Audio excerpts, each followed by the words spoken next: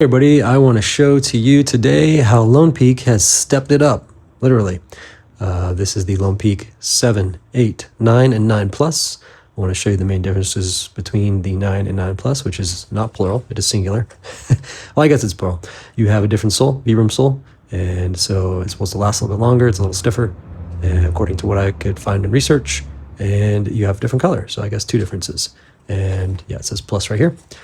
So, I love this new black. It's amazing. The sevens, a little history on me. I run about maybe 3 or 4 days a week, about 4.5 miles, and I hike a lot in the summer here in Oregon.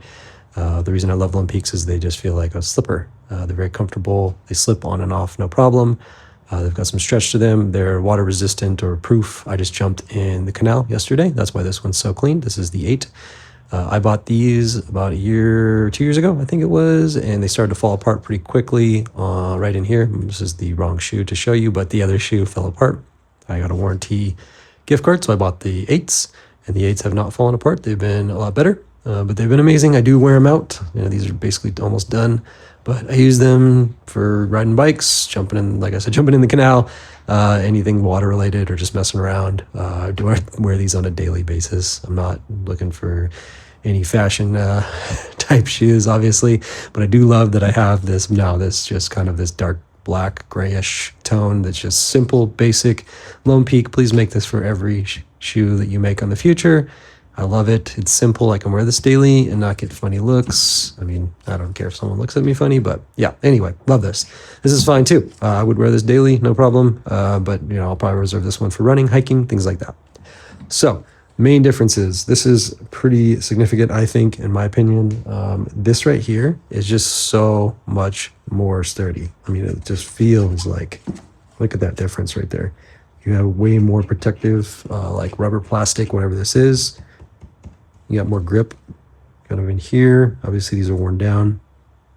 In the back, you have more of like I don't know what this is supposed to do, but you got that. You still have the Velcro. If you want to run gaiters, like I run little gaiters when I hike, when there's a lot of rocks, keeps the rocks out of my shoes. You've got that. And then in the front, you've still got the little hook there to hook onto right there.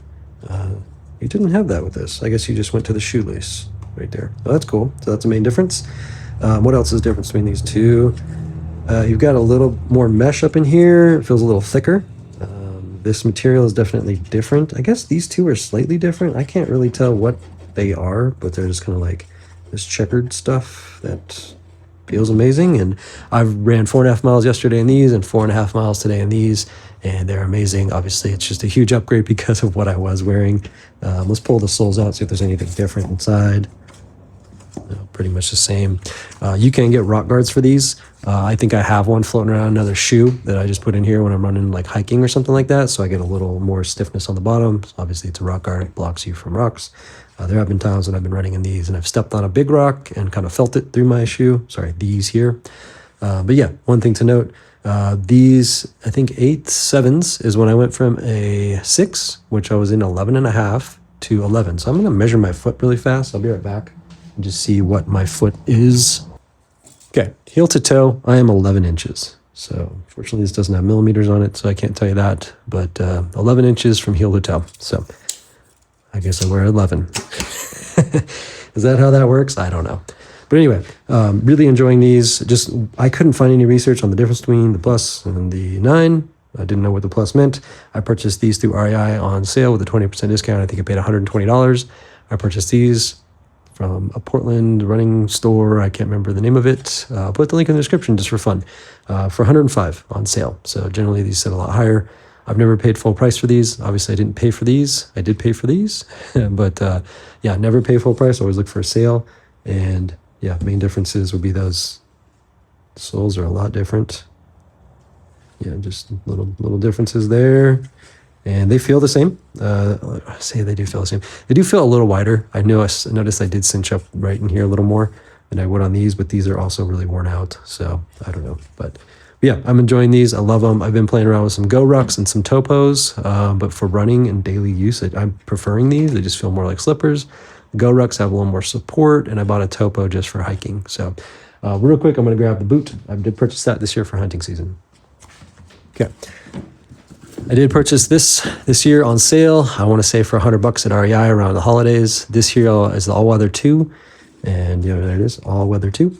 And these I'm also 11. Is that right? Yep, 11. And these I'm really excited about for hunting. I'm usually hunting in mud, snow, and rain, and all that fun stuff. And then it'll get sunny and hot. And so I was using a Danner boot with Danner Dry, but it was not breathing. And it was good for cold weather, but these hopefully will be good for all weather. That's the hope. But very similar. I mean, yeah, very similar. So a little bit different tread patterns on the heel and the front, but very, very similar to the boot. And so I'm really excited to use these. So anyway, hopefully it's helpful. I just want to show you the new lineup this year. These, they do have plenty of other colors, but these are what I prefer.